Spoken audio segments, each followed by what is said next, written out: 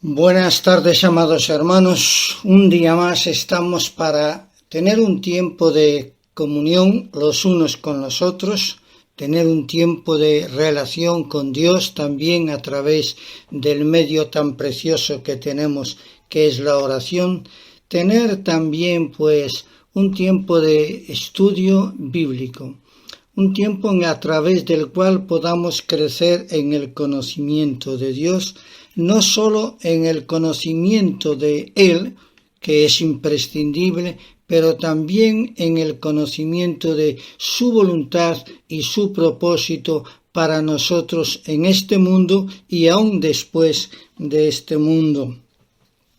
Por supuesto, el éxito en la vida de cada cristiano, de cada creyente, está en la obediencia a la palabra de Dios. Esto me lleva a recordar algo. En una ocasión había una familia que tenían 2 hijos. Uno de ellos ya había alcanzado la edad de quitarse la licencia de conducir.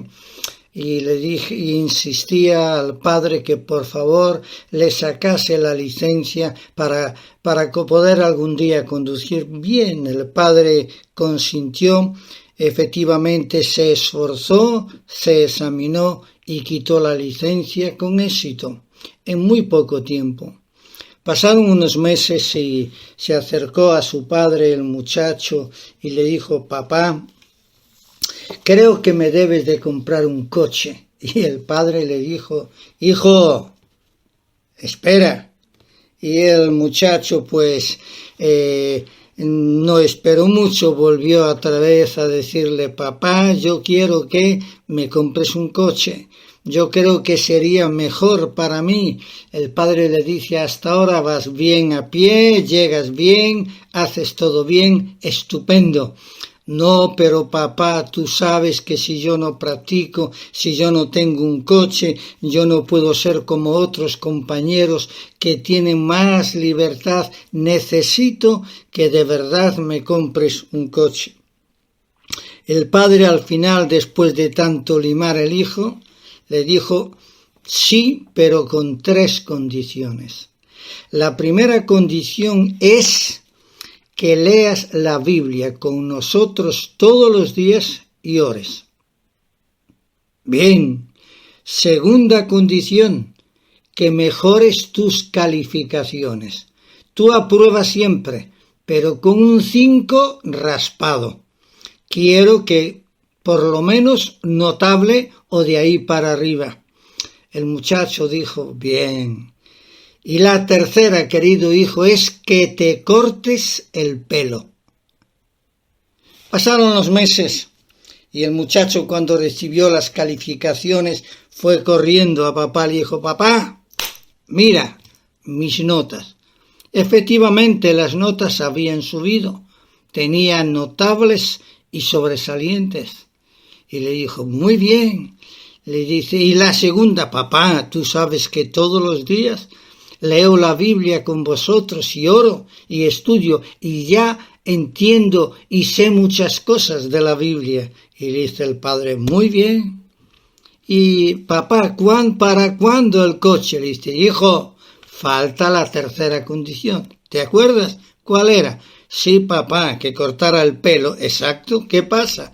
Le dice: papá, verás una cosa.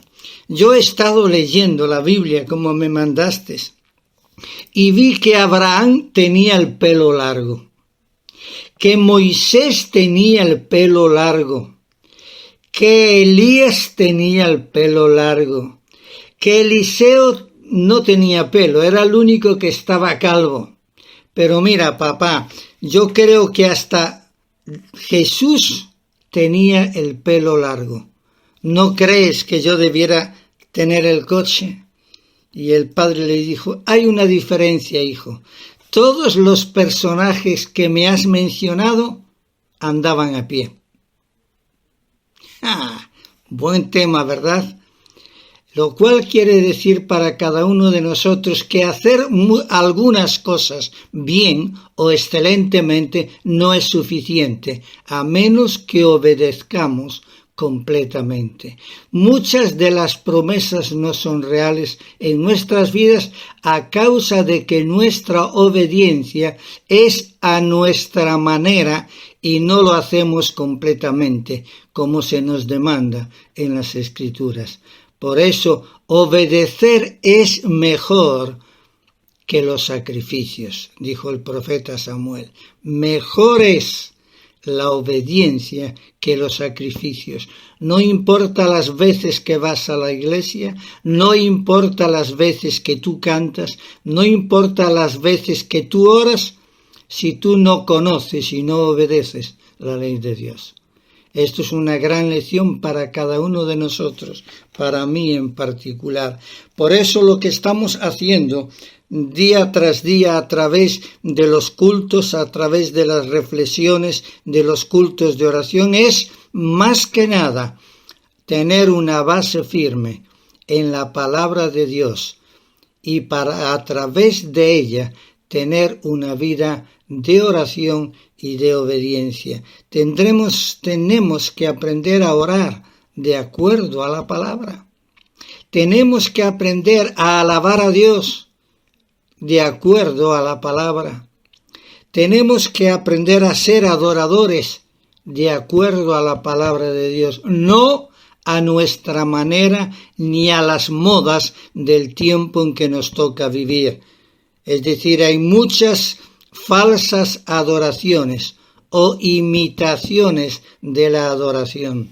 Por eso necesitamos conocer más a nuestro Dios, conocer más al Señor Jesucristo, conocer más al Espíritu Santo y dejarle obrar en nuestras vidas. Y Él solo lo puede hacer a través de la palabra de Dios, dejando al Espíritu Santo que la grabe en nuestros corazones. Yo conozco iglesias que enfatizan demasiado en solo el Nuevo Testamento. Para ellos el Antiguo Testamento no es para hoy, ya ha caducado. Miren, no es cierto. No es cierto. Como hemos aprendido estos días, toda la Escritura o toda la palabra de Dios es viva y eficaz. No dice alguna parte, dice toda la palabra de Dios, toda la Escritura. Dice Pablo a Timoteo, es inspirado por Dios y por tanto es útil para enseñar, para redarguir, para corregir, para instituir en justicia, a fin de que los creyentes seamos enteramente preparados, pertrechados, equipados para toda buena obra. Y necesitamos más que nunca en nuestros días, debido a las circunstancias que estamos viviendo, estar bien asentados y afirmados en las Escrituras. Hemos estado viendo en días pasados algunos temas. Hemos estado viendo allí en el libro del Éxodo, capítulo 19, viendo cuál era el propósito de Dios para el pueblo que Él había escogido, la nación de Israel. Hemos visto por qué va a haber una gran tribulación. Hemos visto cuándo comienza esa gran tribulación. Vimos cómo se llamaba la gran tribulación, porque desde el capítulo 3 de Génesis hasta Apocalipsis capítulo 22 se habla del tema. ¿Qué les parece? Génesis 3:15. Vamos a leerlo en la Biblia. Génesis 3, versículo 15. Es lo que se le suele llamar el protoevangelio o el primer buena noticia en el libro del Génesis. Dice así: pondré enemistad entre ti. Este ti está hablando Satanás, la serpiente antigua, entre ti y la mujer, entre tu simiente, la simiente de Satanás, y la simiente de la mujer. La simiente de la mujer te herirá en la cabeza, y tú le herirás en el calcañar. Esta frase para mí es preciosa. cuando estudio el libro de Apocalipsis, o estudio el libro de Daniel, o estudio Joel, Oseas, Amós, o estudio otros libros como Ezequiel, como Zacarías, que hablan acerca del tiempo futuro, disfruto pensando que ya en el libro del Génesis dice que la simiente de la mujer herirá en la cabeza, es decir, eliminará, destruirá y apartará por 1000 años a Satanás, a la serpiente antigua. ¡Qué precioso! Y así a través de todos los libros del Antiguo Testamento y del Nuevo Testamento estamos viendo que la victoria final es del Señor Jesucristo. Estamos del lado del victorioso. Y es muy importante saber que hemos visto que los tiempos que van a ocurrir inmediatamente con la gran tribulación, con la manifestación de este inicuo, de este hombre de pecado, tiene que ver con tiempos de apostasía, tiempos de anarquía. Tomen buena nota. Tiempos de apostasía. La Iglesia, cuando el Señor recoja a su Iglesia, la Iglesia que quede en este mundo será una Iglesia apóstata. Será lo que Apocalipsis 17 y 18 llama la gran ramera, la Babilonia. Es decir, tiempos de apostasía, tiempos de anarquía. Y mis queridos hermanos, estamos empezando a ver tiempos muy parecidos, lo cual nos indica que está cerca, cada día más cerca, el regreso del Señor Jesucristo a recoger a su Iglesia. Cuando Él regrese, la pregunta es, ¿hallará fe en la tierra? Acordaros que la verdadera Iglesia va a ser trasladada, va a ser librada de este tiempo de tristeza, de sufrimiento, de este tiempo de dolor. Lo dice 1 Tesalonicenses capítulo 1, versículos 9 y 10.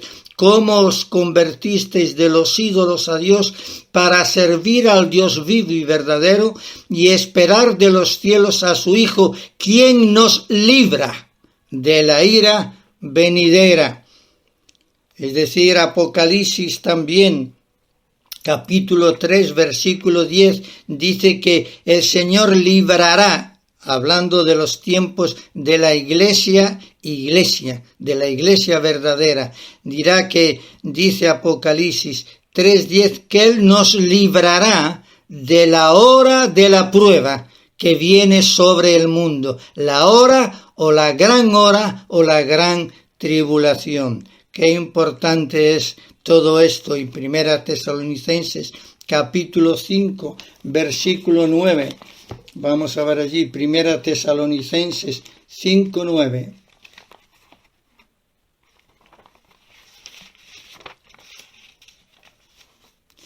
Dice: porque no nos ha puesto Dios para alcanzar ira, porque los tiempos de la tribulación serán tiempos de ira de Dios, sino para alcanzar salvación por medio de nuestro Señor Jesucristo, quien murió por nosotros, para que sea que velemos o que durmamos, es decir, que estemos vivos o muertos, vivamos juntamente con Él. Es decir, no estamos esperando la ira, ni el día del Señor, ni el día de Jehová, ni el día de tinieblas. Nosotros somos de luz del día y seremos recogidos por el Señor Jesucristo.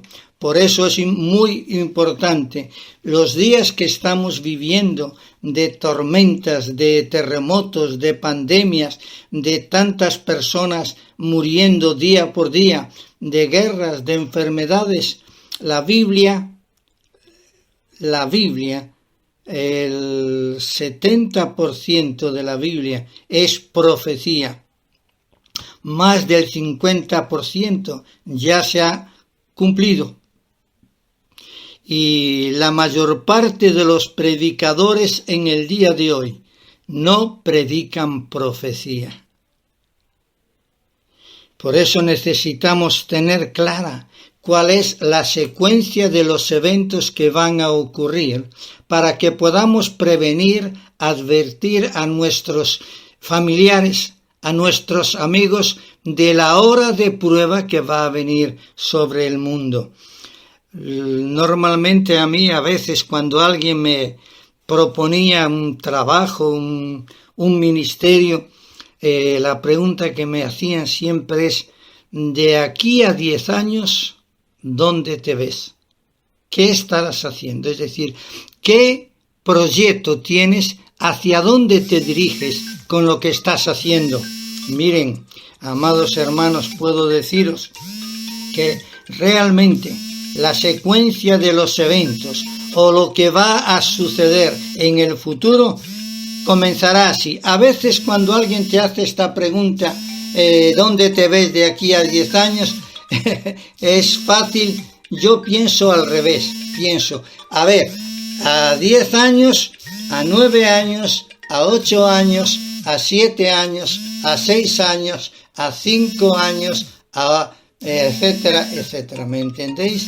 Pues yo quiero un poquito hacer así esta tarde. ¿Cuál va a ser? ¿Cuál es nuestra meta? ¿Cuál es de aquí a no sé cuántos años donde vamos a estar? Es en la eternidad. Y antes de la eternidad, ¿qué espero? Espero el milenio. Y antes de el milenio, ¿qué hay?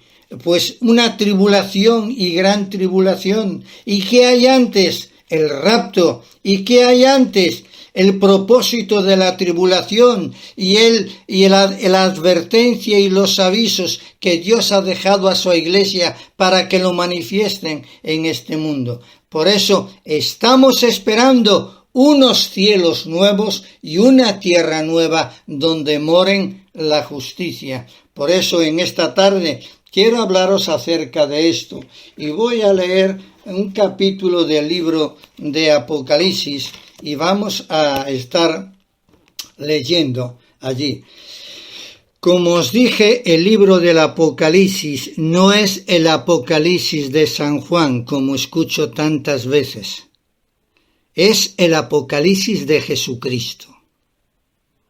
Repito, es el Apocalipsis de Jesucristo. La palabra Apocalipsis es una palabra griega que no se tradujo al castellano en nuestras Biblias. No entiendo por qué. Algunas versiones modernas sí, ya lo cambian. Es decir, la palabra Apocalipsis significa revelación. ¿Qué es el libro de Apocalipsis? Comienza el capítulo 1 diciendo, la revelación de Jesucristo. Eso es el libro de Apocalipsis. ¿Cuál es el tema del libro de Apocalipsis? Es el Señor Jesucristo. No hay otro tema. Desde la primera página hasta Apocalipsis 22, donde termina diciendo al Señor Jesús, ven Señor Jesús, ven pronto. Es decir, es la revelación de Jesucristo. Muchas personas me dicen, es que es un libro difícil, es un libro que confunde. No es cierto. No es verdad nada de eso. Es un libro completamente claro para aquellos que tienen al Señor Jesucristo como Señor y Salvador de sus vidas. Todos aquellos que tienen al Espíritu Santo, Él les da la iluminación para entender su palabra. Capítulo 1 del libro de Apocalipsis habla de la revelación de Jesucristo. Presenta a las tres personas de la Trinidad. Está en el capítulo 1 la bendición del Dios Trino. Está además el capítulo 2 y el capítulo 3 que tienen que ver con las iglesias. En el capítulo 1 Cristo introduce a las iglesias. En los versículos del 1 al 8 Cristo se presenta y se presenta a la Trinidad. En el capítulo 1, versículos del 9 al 20, Cristo se manifiesta como el que tiene los candeleros, es decir, esos candeleros de oro que son las 7 iglesias. No es que había solo 7 iglesias, sino 7 iglesias que representan a la Iglesia universal y además podemos interpretarlo a la luz de la historia. La iglesia de Éfeso, la iglesia de Esmirna, la iglesia de Pérgamo, la iglesia de Tiatira, la iglesia de Sardes, la iglesia de Filadelfia, la iglesia de la Odisea y la descripción que Cristo hace de sí mismo en los capítulos 1 al 3. He dicho capítulos 2 y 3, cartas dirigidas a las iglesias, donde Cristo se presenta y envía esa carta a la iglesia. Es decir, son cartas desde el cielo a través de Juan, enviadas a la iglesia universal. ¡Qué maravilla! Y es ahí ver las características en el inicio de cada carta. Las características del Señor de la Iglesia. Después los capítulo 4, el capítulo 4 es una escena en el cielo.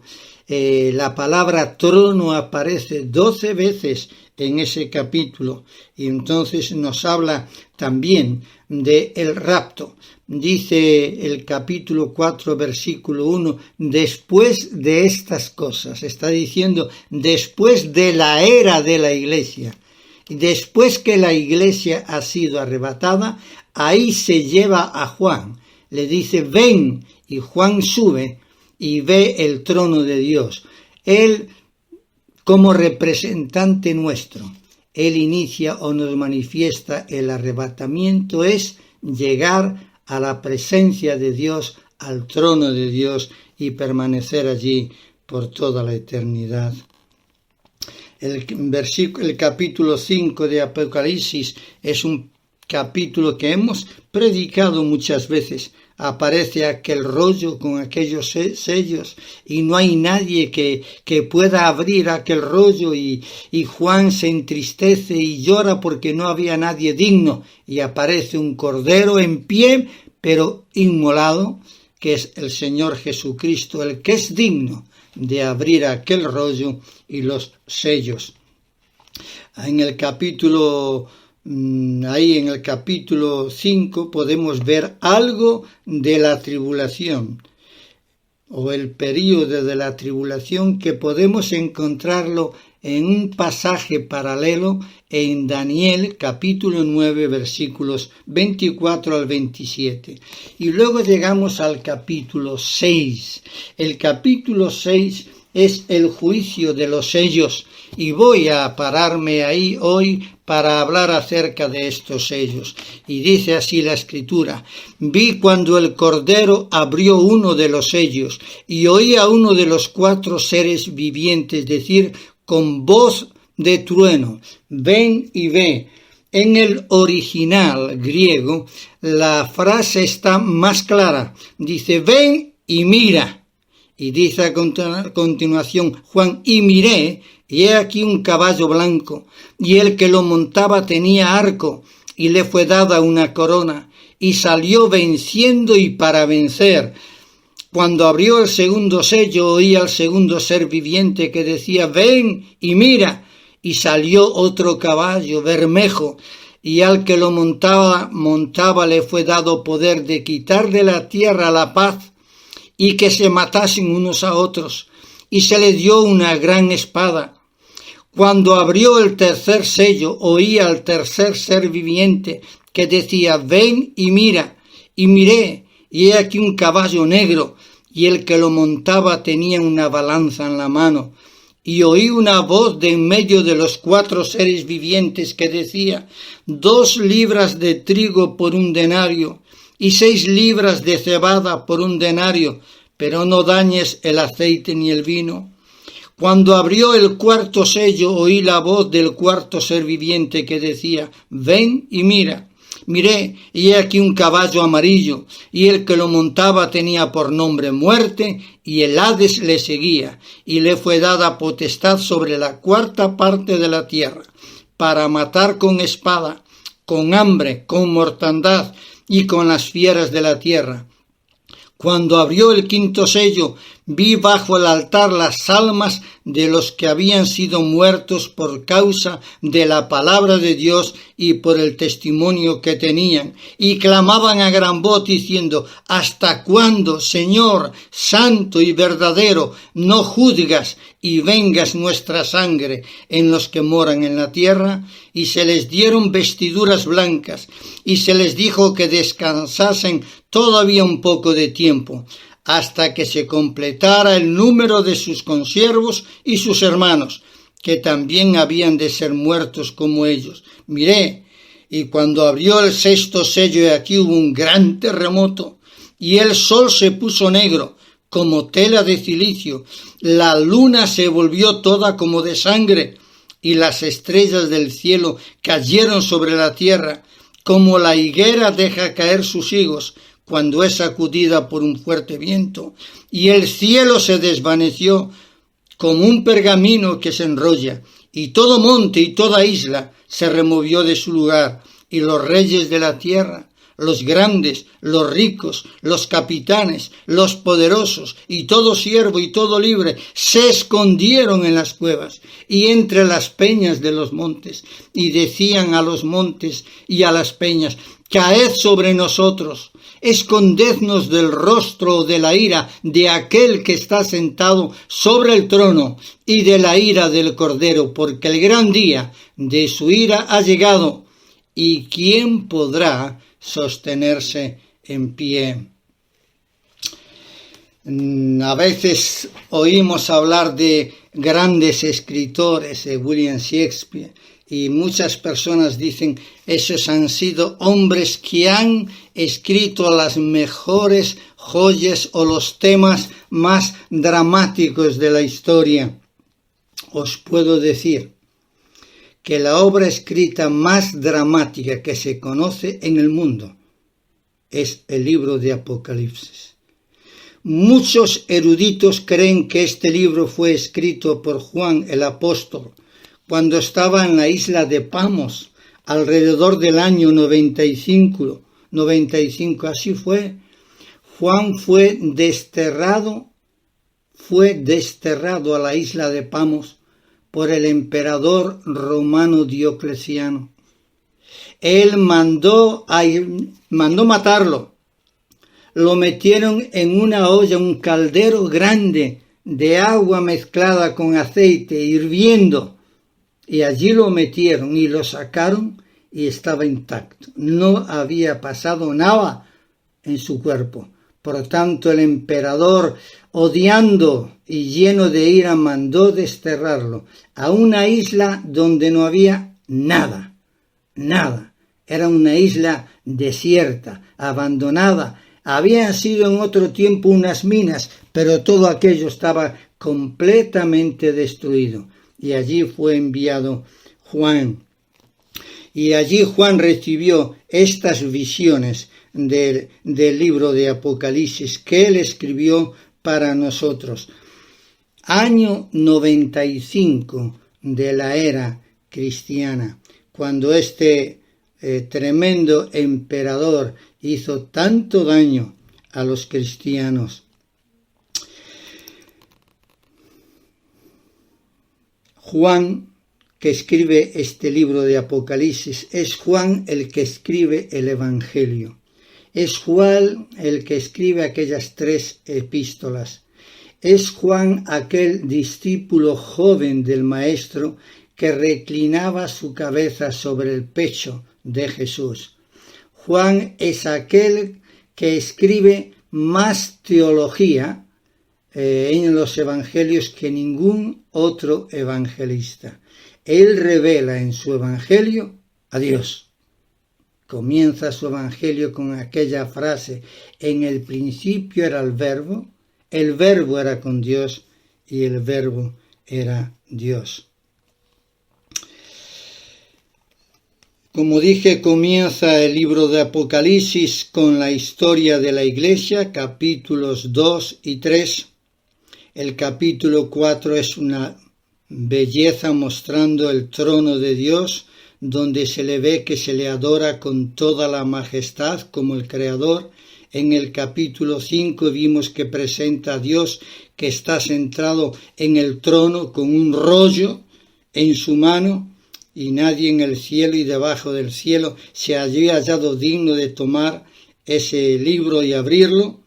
Una alabanza sin límites es derramada ante el Cordero por su derecho de abrir el rollo, el libro, sin par, que nos habla del futuro, del destino de toda la creación. No debe ser sorprendente la alabanza y la adoración y la acción de gracias hacia Dios y el Cordero en estos dos capítulos 4 y 5, dado que el clímax de la historia ha de llegar en un estallido de gloria con la visión llena de esplendor del nuevo cielo y la nueva tierra.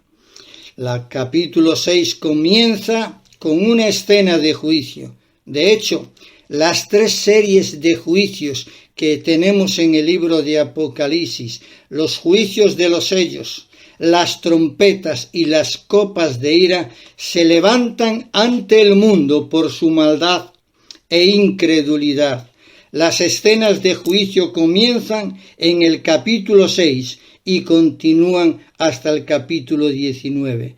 Podemos entender mucho mejor el Apocalipsis si mantenemos en mente que esta sección del libro trata sobre los juicios que aparecen al romperse los 7 sellos, al sonar las 7 trompetas y al derramarse las 7 copas de la ira de Dios sobre el mundo.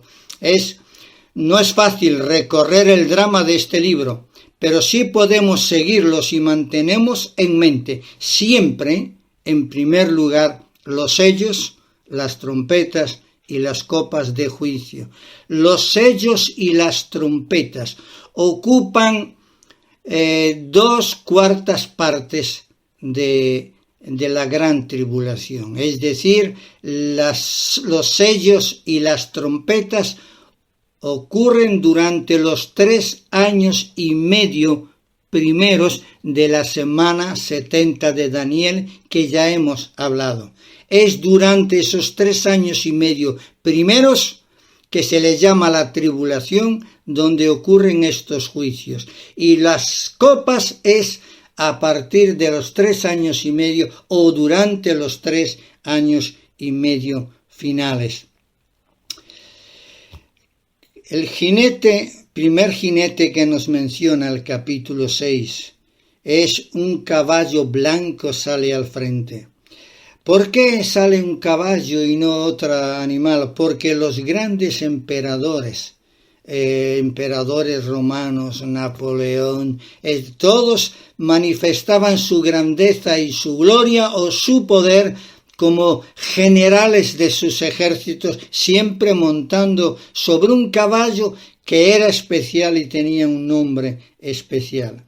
Este caballo y este jinete se presentan cuando Jesús rompe el primero de los 7 sellos que cierran este libro. Es notable que este capítulo comienza diciendo: el Cordero abrió uno de los sellos. Jesús es el Cordero de Dios. Él es el Cordero que quita el pecado del mundo. Dice Juan capítulo 1, versículo 29. He aquí el Cordero de Dios que quita el pecado del mundo. En Isaías 53, 7 se afirma que el Mesías sería llevado como cordero al matadero. Por lo tanto, aquel que actúa en el capítulo 6 es el sacrificio y sustituto de todos nosotros. Así como el soberano, Él es el Cordero.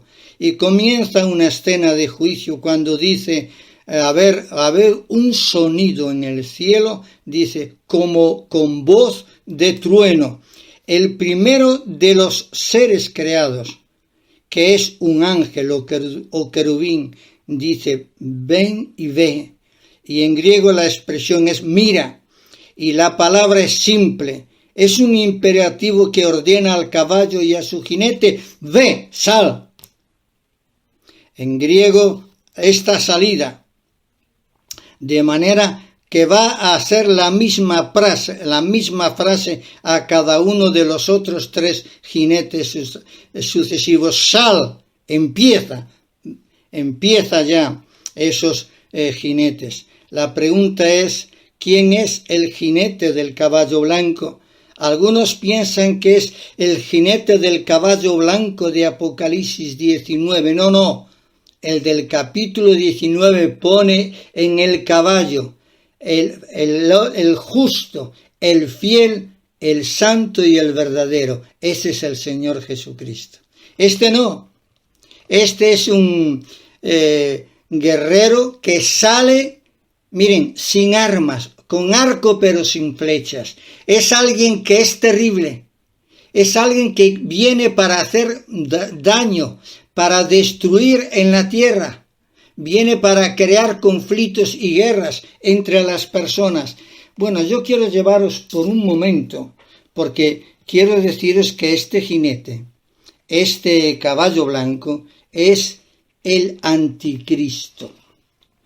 Yo sé que la palabra anticristo no aparece en el libro de Apocalipsis, pero sí aparece el carácter, las características y lo terrorífico que él es. El apóstol Juan habla de que vendrían muchos anticristos. Jesús lo dijo también, muchos vendrán en mi nombre, pero no seré yo. Qué importante es saber que hay muchas personas, incluso en nuestros días, falsos mesías, falsos milagros que se están haciendo en el nombre de Cristo. El anticristo del que vamos a hablar está aquí en el libro de Apocalipsis, capítulo 13. Por supuesto, ¿quién es el anticristo? Bueno, el anticristo es un engendro satánico. Es decir, es alguien preparado, es la obra maestra de Satanás, que va a traer confusión a las naciones, que las va a poner unas contra otras, porque cuando la iglesia sea recogida, millones de personas nos iremos de este mundo. Y el mundo quedará hecho un caos. Y entonces Satanás preparará al anticristo. Voy a leeros algunos pasajes. Capítulo 12 de Apocalipsis. Dice, apareció en el cielo una gran señal, una mujer vestida del sol, con la luna debajo de sus pies sobre su cabeza, y sobre su cabeza una corona de 12 estrellas. Y estando encinta clamaba con dolores de parto en la angustia del alumbramiento. También apareció otra señal en el cielo. He aquí un gran dragón, escarlata. Este es Satanás. La mujer que está encinta es María, pero es un sensus plenior en profecía, es también la nación de Israel. Esas 12 estrellas que lleva, eso significa las 12 tribus de Israel. Dice que este gran dragón o Satanás es enemigo de Israel, es decir, por siglos ha perseguido a Israel. No sé si queréis mirar en el pasado, pero podemos mirar en el pasado, representado por Egipto, queriendo destruir a la simiente. ¿Os acordáis? Y más adelante por otra serie de emperadores que quisieron también destruir. Lo vamos a ver un poco más adelante. Entonces, este gran dragón, Satanás, quiso incluso desviar a Jesús, llevándole al desierto, tentándole para que no llevara adelante su proyecto, el que un día reinaría como rey Mesías sobre su trono en Jerusalén. Dice, gran dragón escarlata, que tenía 7 cabezas. 7 cabezas, 7 habla de perfección. Dice que este gran dragón escarlata, que la palabra escarlata significa sangre, muerte, es decir, terrorífico, ese gran enemigo, este gran dragón. 7 cabezas habla que tenía mucho poder, que a pesar de que ha sido atacado y ha sido herido, él se mantiene fuerte y vivo. Y dice 10 cuernos, es decir, cuando comience este tiempo de la tribulación, él va a tener dominio y señorío sobre 10 naciones. Es decir, 7 cabezas, gran poder, gran inteligencia, grande maldad, grande deseo de destruir a la simiente, como leímos en Génesis 3, pero él solamente le herirá en el calcañar, lo clavó en la cruz del Calvario, pero lo glorioso es que la victoria está en Jesús. Y dice, y en sus cabezas tenía 7 diademas. Bueno, la palabra diadema no es la palabra corona, algunos lo confunden. La palabra diadema no es la palabra estéfanos, que estéfanos sí es corona, es gloria. Y dice, y su cola arrastraba la 3ª parte de las estrellas del cielo. ¿Recordáis esto? Cuando Satanás se rebeló y enfrentó a Dios, arrastró con él ¿a qué? A miles de seres angelicales que le siguieron. Llevó tras él esos miles de las estrellas del cielo y las arrojó sobre la tierra, es decir, demonios, como hablamos tantas veces, huestes de maldad en las regiones celestes, en el aire. Y el dragón se paró frente a la mujer que estaba para dar a luz, a fin de devorar a su hijo tan pronto como naciese. ¿Os acordáis? La mujer, os dije, es Israel. Jesús nació de la simiente de David, nació en Israel, y Satanás quiso matar, ¿os acordáis? El edicto de Herodes, los menores de 2 años fueran muertos, y María y José fueron llevados a Egipto para ser librados de la ira de Satanás, del gran dragón que estaba encarnado en Herodes. Y ella dio a luz un hijo varón, la nación de Israel, que regirá con vara de hierro a todas las naciones. Salmo capítulo 2, versículo 9. Él, cuando las naciones estén en este principio de esta tribulación, peleando entre ellas, y este gran dragón presente al anticristo para destruir, dañar, para eliminar al pueblo de Dios, en especial va a vengarse de la nación de Israel, porque es de donde vino el Mesías y de donde el Mesías va a reinar. Entonces él está para devorar a su hijo tan pronto como naciese. Y ella dio a luz un hijo que regirá con vara de hierro a todas las naciones. Y su hijo fue arrebatado para Dios y para su trono. ¿Os acordáis? Jesús con sus discípulos, y delante de ellos ascendió al cielo, al trono. Fue arrebatado para Dios y para su trono.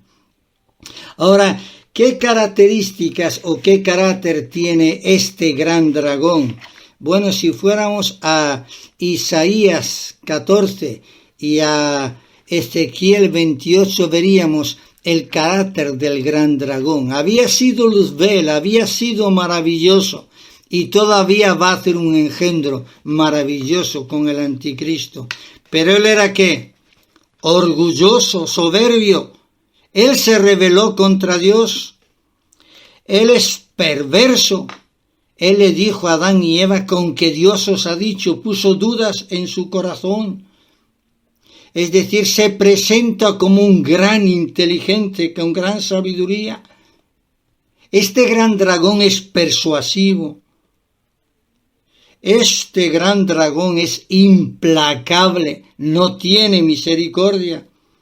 Es el perseguidor, es el acusador de los hijos de Dios.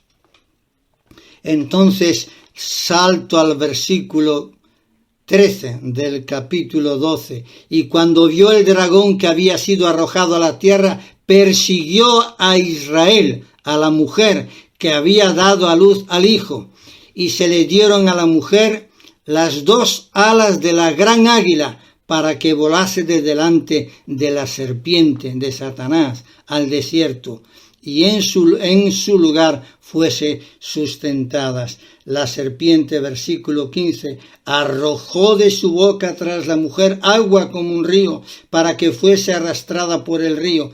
Pero la tierra se abrió y ayudó a la mujer. El dragón se llenó de ira y bueno, no sigo, pero paso al capítulo 13 y dice a continuación: me paré sobre la arena del mar y vi subir del mar una bestia que tenía 7 cabezas y 10 cuernos, y en sus cuernos 10 diademas, y sobre sus cabezas un nombre blasfemo. Y la bestia que vi era semejante a un leopardo, y sus pies como de oso, y su boca como boca de león. Y el dragón le dio su poder y su trono y grande autoridad. Aquí está el anticristo. Es decir, le dio Satanás poder y su trono y grande autoridad. Y vi una de sus cabezas como herida de muerte, como vamos a ver. Es decir, el anticristo es herido mortal, pero no muere. Satanás lo sana, lo cura, no lo resucita, no llega a morir, porque Satanás no tiene poder para resucitar a nadie. Tiene poder para persuadir, tiene poder para imitar, pero jamás tiene poder para dar vida a nadie. Y dice: pero su herida mortal fue sanada y se maravilló toda la tierra en pos de la bestia. Es decir, Satanás va a presentar al anticristo como un ser especial, un ser maravilloso, un ser tan sabio, tan inteligente, tan capacitado, que va a hacer que 10 naciones inmediatamente se le sometan y lo tomen como líder de ellas, para después, a través de ellas, hacer guerra en todas las naciones de la tierra. Incluso va a hacer una alianza con la nación de Israel, no con el Israel que será salvo, sino con la nación de Israel. Y adoraron al dragón que había dado autoridad a la bestia, y adoraron a la bestia, diciendo: ¿quién como la bestia y quién podrá luchar contra ella? Es decir, se infatúa, se llena de soberbia, de orgullo, y se hace pasar por Dios, la bestia, el anticristo. Va a exigir a todas las naciones que le reconozcan como el gran Dios de las naciones. Y entonces va a exigir que se le adore y que se le rinda culto. También se le dio una boca que hablaba grandes cosas, es decir, gran elocuencia y blasfemias, y se le dio autoridad para actuar 42 meses, como he dicho antes, durante 3 años y medio.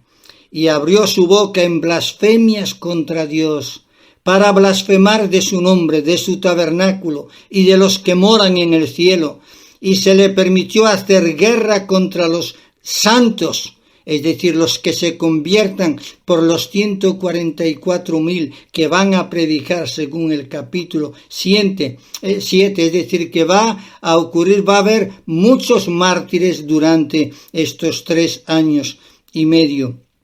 También se le dio autoridad sobre toda tribu, pueblo, lengua y nación, es decir, el príncipe de este siglo, Satanás, la serpiente antiguo, le da autoridad de tal manera que lo adoraron todos los moradores de la tierra, cuyos nombres no estaban escritos en el libro de la vida del Cordero que fue inmolado desde el principio del mundo. Así que si alguno tiene oído, yo sé que vais a responder que oiga. No, si alguno tiene oído, viendo lo que está ocurriendo y lo cerca que está el regreso del Señor, que obedezca. El que tiene oído para oír, que obedezca la palabra de Dios. Entonces, ya hemos visto quién es este jinete. Después hemos de ver el mar embravecido y todo esto que nos habla de las naciones que están sumidas en un caos político, caos económico, porque estos jinetes han comenzado a caminar sobre la tierra. Primera de Juan 2:18 nos afirma, como dije antes, de que habrá muchos anticristos en los tiempos finales, muchas personas que habían de aparecer. En el capítulo 24 de Mateo que hemos estudiado, nos dice que muchos vendrán en mi nombre y a muchos engañarán. En 2 Tesalonicenses 2, Pablo nos habla allí acerca de este anticristo y allí le llama el hombre de pecado, el hijo de perdición, aquel inicuo, y puede ser entendido claramente que está hablando del anticristo. El anticristo es la obra maestra de Satanás. Será un hombre dotado sobrenaturalmente para su tarea de engaño. El mundo estará buscando un líder dinámico que tenga capacidad, que sea capaz de poner paz, y un hombre con tal elocuencia será preparado por Satanás en el momento exacto de la historia mundial, cuando comience la cuenta regresiva. ¿Os acordáis? Empecé la cuenta regresiva, dije cielos nuevos, tierra nueva, antes gran trono blanco, antes reino milenial, antes segunda venida de Jesucristo y antes tribulación, gran tribulación. Sigo, el jinete del caballo rojo o bermejo se presenta. El rojo siempre significa o simboliza en la Biblia sangre y simboliza guerra. Los versículos 3 y 4 de este capítulo 6 declaran que este jinete tiene autoridad para quitar la paz en el mundo. Es decir, va a comenzar una violenta guerra civil. Esto es indicado, dice que les da autoridad o les provee que se maten los unos a los otros. Habrá un caos en el mundo. Lo dijo Jesús de otra manera: los hijos contra los padres y los padres contra los hijos, la suegra contra la nuera, y dice que los enemigos serán los de su propia casa. Hemos tenido muchas guerras sangrientas desde el principio de los tiempos, pero podemos ver en nosotros, y lo vamos a estar viendo, siempre los ataques o el hueso de roer de todas las naciones en todos los tiempos ha sido la nación de Israel. Y vamos a estar viendo esas guerras. ¿Os acordáis? Los asirios conquistan el norte, los llevan cautivos. Babilonia cautiva el reino del sur, los lleva cautivos, es decir, después los medo-persas conquistan Babilonia, después el imperio griego conquista a los medos, el imperio de Antíoco Epífanes y sus otros 3 generales se quedan con el imperio de Alejandro Magno. Luego llega el imperio romano fundado y empieza la historia, y a continuación siempre todos estos pueblos estuvieron en contra de ¿quién? de la nación de Israel. ¿Por causa de qué? Por causa de que la nación de Israel es el pueblo elegido por Dios, según Génesis capítulo 3, la simiente de la mujer. La simiente en Gálatas 5 habla de Abraham y su simiente en singular, es decir, hablando de la persona del Señor Jesucristo, que vendría del linaje de David, del linaje de Abraham. Y tendríamos mucho más que estar viendo, pero voy a seguir más rápido. Guerras, rumores de guerras, dice Mateo 24. El caballo siguiente y su jinete son un caballo negro. Este tercer sello introduce el hambre que será de alcance universal y que es explicado en estos versículos. Este jinete tiene una balanza en su mano y lo que nos da un cuadro de una medición cuidadosa del trigo y la cebada que se usaban para hacer el pan. El precio del grano necesario para la comida de un hombre era el salario de un día. ¿Se imaginan?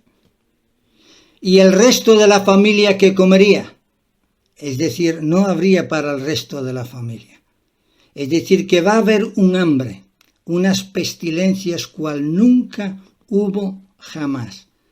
Yo sé que a algunas personas les extraña y les parece imposible, viviendo en un siglo como es el nuestro de las luces y de la prosperidad, pero yo quisiera que voltearais la vista y miréis Latinoamérica.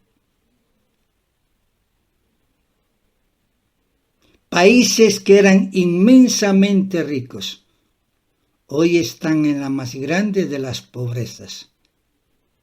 Países ricos en petróleo y hoy no tienen ni medicina ni papel higiénico, ni comen 3 comidas al día.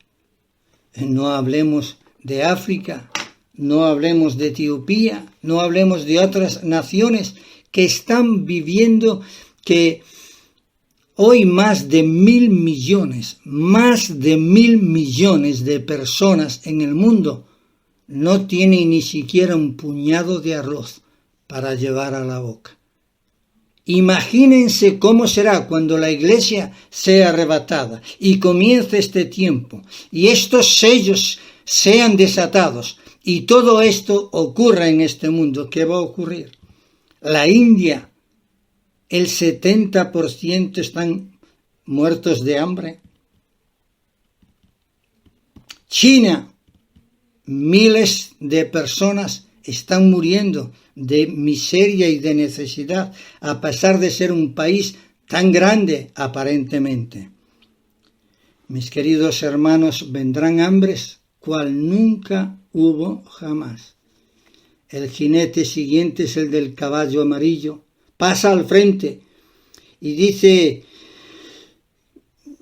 el nombre de este jinete se le llama la muerte y el Hades. Esto nos habla de muerte por la espada, hambre, guerras, la muerte, las bestias de la tierra, contaminación en la población mundial. Habrá la tercera parte de los habitantes de la tierra morirán. El poder del infierno y de la muerte usará sus armas para devastar el mundo. Si uno lee Ezequiel capítulo 14, 21, nos habla de 4 juicios terribles que vendrán sobre la tierra. Y habla de espada, guerra, habla de hambre, habla de fieras atacando a las personas, habla de pestilencia. 1/4 de personas que hay hoy en el mundo estarán muertas o padeciendo cercanas a la muerte.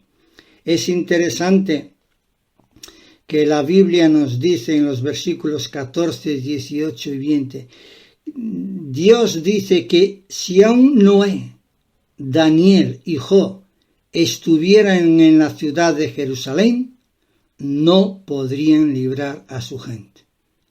Así, mis queridos hermanos, Esto está escrito, profetizado y va a cumplirse exactamente. Cuando se abre el quinto sello, aparece una visión de creyentes que se convierten durante la tribulación y son martirizados. Aparece ahí claramente. Dice,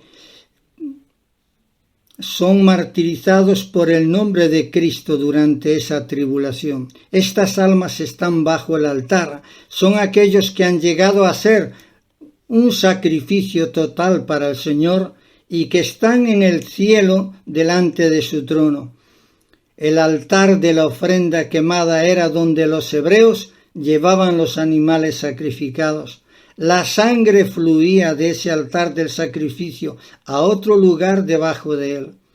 El sacrificio representaba la adoración completa. Los creyentes que sean muertos por Cristo durante la gran tribulación estarán ausentes del cuerpo, pero sí presentes al Señor. Así estarán en el cielo. Segunda Timoteo 4:6. El apóstol Pablo anticipa un tipo de muerte similar, ya que él iba pronto a ser decapitado y a causa de su fe y del Evangelio. Y él dice, el tiempo de mi partida está cercano. Y como los santos de la tribulación, llegó a ser un alma bajo el altar. Podemos notar la reacción o la petición de los santos que han muerto mártires durante esta tribulación. Piden al Señor que les diga cuánto tiempo falta para que llegue el momento de quienes están asesinando a los creyentes terminen su sucia tarea. Después de todo, los que mueren en este tiempo llegan al fin de sus vidas a causa de la palabra de Dios y de su fiel testimonio de Cristo. Tienen una buena razón para preguntar. Eso lo preguntamos muchas veces nosotros. ¿Por qué sufren los justos y los malos aparentemente prosperan? La respuesta completa nos llegará al fin de los tiempos. Se les dieron a estas personas vestiduras de reyes, vestidos de ropas blancas. Hay lecciones que aprender en la apertura de este quinto sello. Si el mundo os aborrece, sabed que a mí me han aborrecido antes que a vosotros. En el mundo tendréis aflicción, pero confiad, yo he vencido al mundo. Por supuesto, ahora no estamos pasando las agonías que van a ocurrir en el tiempo futuro, pero Jesús conoció la medida de este sufrimiento. Y también lo conocieron los apóstoles. Pedro fue crucificado cabeza abajo. Pablo fue decapitado. Santiago fue mártir. Esteban fue apedreado. A lo largo de los siglos, millones de cristianos han muerto en campos de concentración, en purgas comunistas, en horribles guerras religiosas, Inquisición y otras. Sus sufrimientos han sido en escala limitada. En el futuro serán universales. Así que el sufrimiento de aquellos fue un anticipo de aquel tiempo terrible que vendrá sobre la tierra. Dice el Señor Jesucristo en Lucas 21, pasaje escatológico: matarán a algunos de vosotros y seréis aborrecidos de todos por causa de mi nombre, pero ni un cabello de vuestra cabeza perecerá sin mi permiso. Aun cuando llegue la muerte, Jesús cuidará de los suyos. Pablo dijo en la segunda carta a Timoteo: el tiempo de mi partida ha llegado, de su martirio.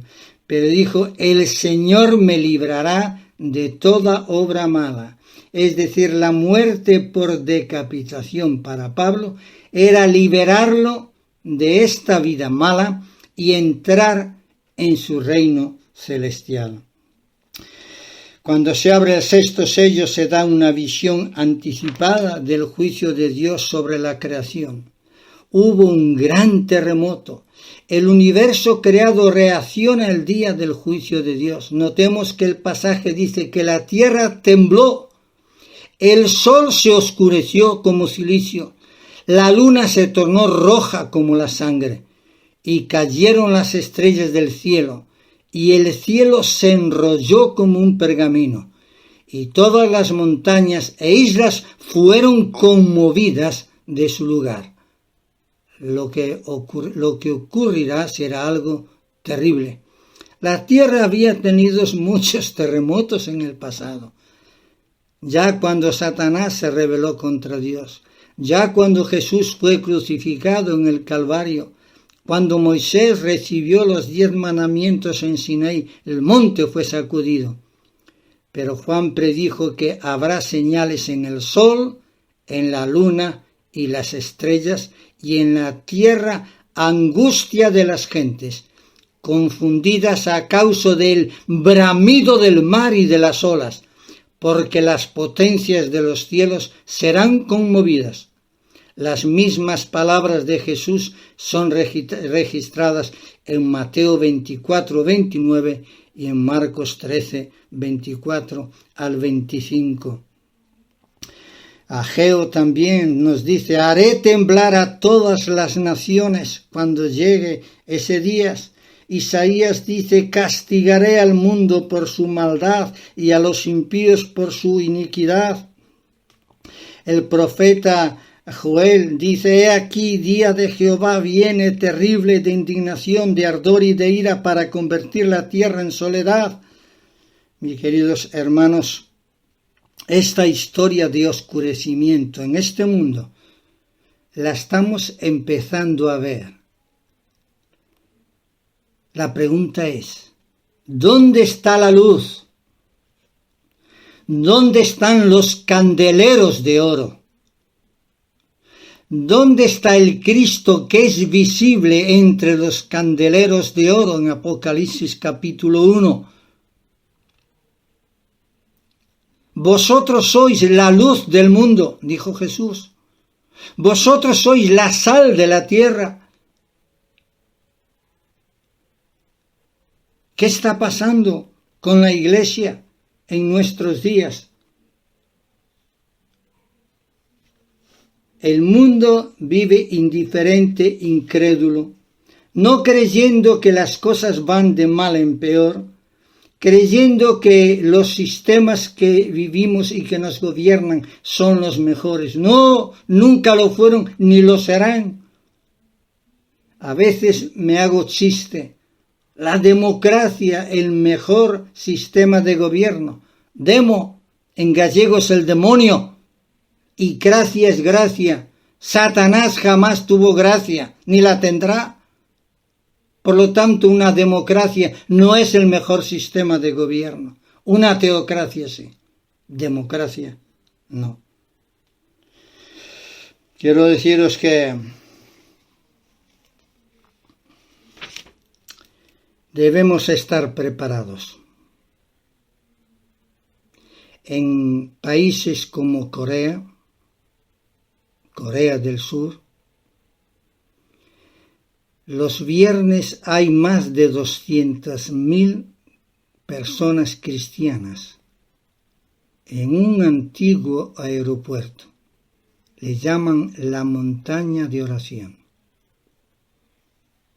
Es tremendo como tiembla el suelo al oírse las peticiones, las oraciones de tantas almas clamando al Señor, porque el mundo se vuelva a Él. Pero mirar Apocalipsis 6, 16 y 17, dice: el mundo entero, no 200.000, los 7.000 millones de habitantes de esta tierra orarán, pero no serán oídos. Pedirán a las rocas y a las montañas, no a Dios: caed sobre nosotros, escondednos del rostro de aquel que está sentado sobre el trono Libradnos de la ira del Cordero. Las oraciones no serán contestadas, porque será demasiado tarde, y aquellas serán mal dirigidas. Hace más de 2000 años, Jesús murió en la cruz. Pagó por nuestra redención con su propia sangre. Llegó a ser nuestro sustituto. Cuando le pedimos que nos salve y nos arrepentimos, Él lo hace. Si lo haces, Él te va a librar de la ira que se acerca, pues sin Él nadie quedará en pie en el día de la ira. El Cordero de Dios que abre los sellos y permite que el juicio de Dios se derrame sobre el mundo, es el mismo que abre las puertas del cielo y permite que entren todos los que creen en Él, todos los que tienen vida eterna. Tendremos que enfrentar al Cordero con su ira o con su misericordia y gracia. Rechazarlo es ir por el camino de la muerte. Recibirle es tener vida y esperanza desde ahora y para siempre. Que Dios nos bendiga.